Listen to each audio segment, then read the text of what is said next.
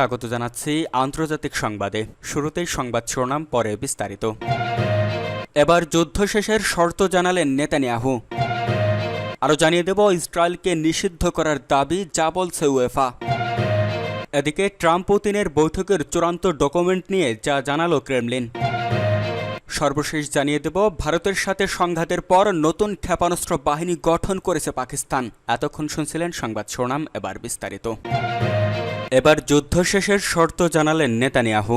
ইসরায়েলের প্রধানমন্ত্রী Benjamin Netanyahu Gaza যুদ্ধ শেষের জন্য তার নিরাপত্তা মন্ত্রিসভা নির্ধারিত 5টি শর্ত পুনর্ব্যক্ত করেছেন। তিনি বলেছেন, এইসব শর্ত বাস্তবায়নই ইসরায়েলের নিরাপত্তা ও জয় নিশ্চিত করার একমাত্র পথ। খবর শাফাক নিউজের। নেতানিয়াহুর শর্তগুলো হলো হামাসের অস্ত্র সমর্পণ, সকল বন্দী জীবিত ও মৃত ফিরিয়ে আনা, গাজা সম্পূর্ণভাবে সামরিকহীন করা যাতে অস্ত্র তৈরি বা পাচার না হয়, গাজায় ইসরায়েলের নিরাপত্তা নিয়ন্ত্রণ বজায় রাখা, নিরাপত্তা সীমান্ত সহ, হামাস বা ফিলিস্তিন কর্তৃপক্ষের বিকল্প বেসামরিক প্রশাসন গঠন। এই পরিকল্পনা চলমান যুদ্ধের অংশ।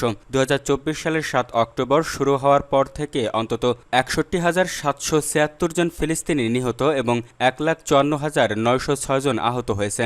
গাজার সরকারি গণমাধ্যম জানিয়েছে বর্তমানে 40,000 শিশু মারাত্মক অপুষ্টিতে ভুগছে। 5 বছরের নিচে 2,50,000 শিশু তীব্র খাদ্য সংকটে এবং 12 লাখ নাবালক চরম খাদ্য নিরাপত্তাহীনতার মধ্যে আছে। ইসরায়েলকে নিষিদ্ধ করার দাবি যা বলছে উয়েফা। গাজায় ইসরায়েলি হামলায় নিহতের সংখ্যা 2025 সালের জুন পর্যন্ত 80,000 ছাড়িয়েছে। জাতিসংঘের ওয়ার্ল্ড ফুড প্রোগ্রামের তথ্যে 5 লাখ মানুষ অনাহারের মুখে এবং জরুরি মানবিক সহায়তা প্রয়োজন। গত বৃহস্পতিবার উয়েফার সাবেক ফিলিস্তিনি ফুটবলার সুলেইমান আল ওবায়দের মৃত্যু নিয়ে এক বিবৃতি দেয়। তবে তারা মৃত্যুর কোনো নির্দিষ্ট কারণ বা প্রেক্ষাপট উল্লেখ করেনি। লিভারপুল ও মিশরের তারকা মোহাম্মদ সালাহ উয়েফার পোস্ট উদ্ধৃত করে লিখেছেন, আপনারা কি বলতে পারেন তিনি কিভাবে, কোথায় এবং কেন মারা গেলেন? ফিলিস্তিন ফুটবল অ্যাসোসিয়েশন জানায়, ওবায়দ দক্ষিণ গাজায় মানবিক সহায়তার জন্য অপেক্ষা করার সময় ইসরায়েলি হামলায় নিহত হন। গত শনিবার Liverpool crystal palace community shield ম্যাচের সম্প্রচারের সাবেক মিশরীয় ফুটবলার মোহাম্মদ আবু ত্রিক্কা ইসরায়েলকে নিন্দা জানান এবং ফিফা ও উয়েফা ইসরায়েলকে আন্তর্জাতিক ফুটবল থেকে নিষিদ্ধ করার আহ্বান জানান। তিনি বলেন, ইসরায়েল 760 জন ফিলিস্তিনি ক্রীড়াবিদকে হত্যা করেছে।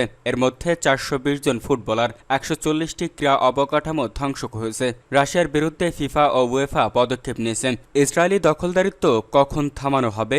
আমরা শুধু কথা চাই না, আমরা বাস্তব পদক্ষেপ চাই। উয়েফা সাধারণত ইসরায়েলের আন্তর্জাতিক ফুটবলে অবস্থান নিয়ে সরাসরি মন্তব্য করে না। তবে 2024 সালের ফেব্রুয়ারিতে সাধারণ সম্পাদক থিওডর থিওডোরিস বলেন, রাশিয়ার সঙ্গে ইসরায়েলের পরিস্থিতি সম্পূর্ণ ভিন্ন।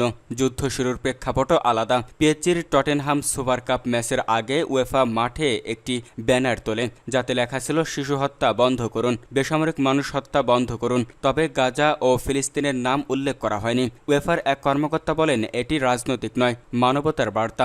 গাজার স্বাস্থ্য মন্ত্রণালয় জানিয়েছে 2023 সালের অক্টোবর থেকে এখন পর্যন্ত 17,000 শিশু নিহত হয়েছে। উয়েফা 2 ফিলিস্তিনি শরণার্থী শিশুকে ম্যাচ পরবর্তী মেডেল প্রদান অনুষ্ঠানে যুক্ত করে। তাদের শিশু ফাউন্ডেশন গাজার শিশুদের জন্য মানবিক সহায়তা, চিকিৎসা সরঞ্জাম ও পুনর্বাসন কার্যক্রম শুরু করেছে। উয়েফার সভাপতি অ্যালেক্স ভার সেফেরিন বলেন, যুদ্ধ চালানো প্রাপ্তবয়স্করা যাই ভাবুক, শিশুদের কোনো দোষ নেই, তারা প্রতিদিন মারা যাচ্ছে। আমরা তাদের পাশে দাঁড়াতে চাই যাতে তারা অন্তত কিছুটা শান্তি ও আশার মুহূর্ত পায়। ট্রাম্প পুতিনের বৈঠকের চূড়ান্ত ডকুমেন্ট নিয়ে যা জানালো ক্রেমলিন। মার্কিন প্রেসিডেন্ট ডোনাল্ড ট্রাম্প ও রুশ প্রেসিডেন্ট ভ্লাদিমির পুতিনের মধ্যে আসন্ন বৈঠকের পর চূড়ান্ত কোনো ডকুমেন্ট পাওয়া যাবে বলে প্রত্যাশা করা যাচ্ছে না। গত বৃহস্পতিবার 14 আগস্ট ক্রেমলিন এই তথ্য জানিয়েছে।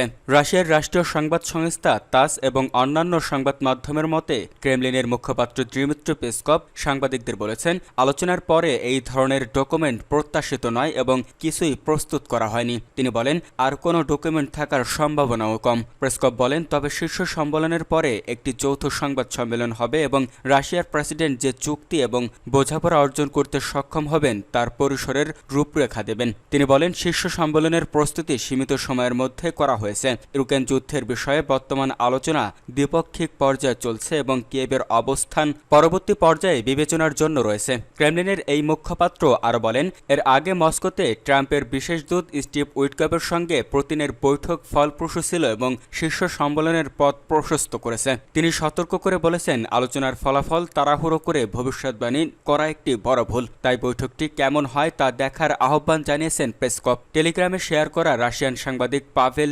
জারুবিনের কাছে একটি পৃথক মন্তব্য পেসকভ বলেছেন, পুতিন আলেক্সা যাওয়ার আগে দেশটির একটি অঞ্চল পরিদর্শন করবেন। প্রসঙ্গত, আজ শুক্রবার 15 আগস্ট পুতিন এবং ট্রাম্পের মধ্যে একটি 1-to-1 বৈঠক আলাস্কায় বৃহত্তম শহর অ্যারোস্কেরেজের জয়েন্ট বেস এলমেন্ড্রফ রিসার্চনে অনুষ্ঠিত হবে।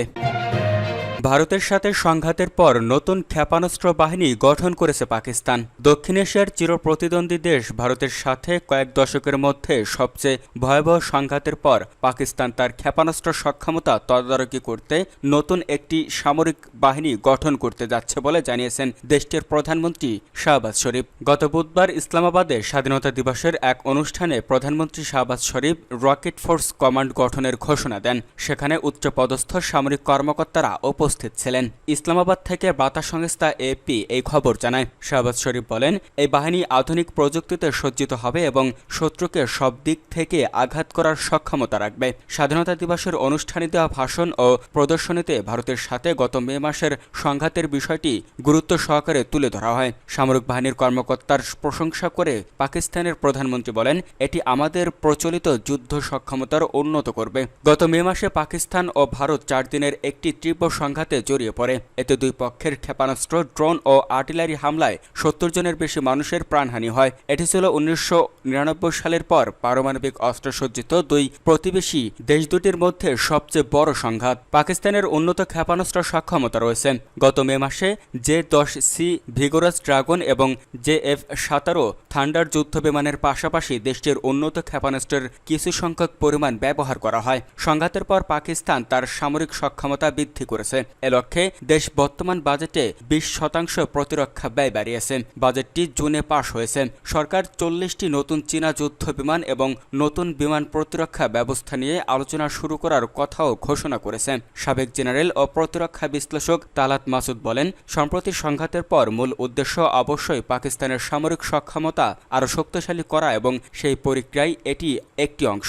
ভারত নিয়ন্ত্রিত কাশ্মীরের পর্যটকদের উপর হামলার জেরে গত মে মাসের দুদেশের মধ্যে একটি প্রাণঘাতী সংঘাতের ঘটনা ঘটে। কাশ্মীরে পর্যটকদের উপর হামলার জন্য পাকিস্তানকে দায়ী করে দিল্লি। পাকিস্তান এই অভিযোগ অস্বীকার করে। মুসলিম সংখ্যাগরিষ্ঠ কাশ্মীর 1947 সালে ব্রিটিশ শাসন থেকে স্বাধীন হওয়ার পর থেকে ভারত ও পাকিস্তানের মধ্যে বিভক্ত।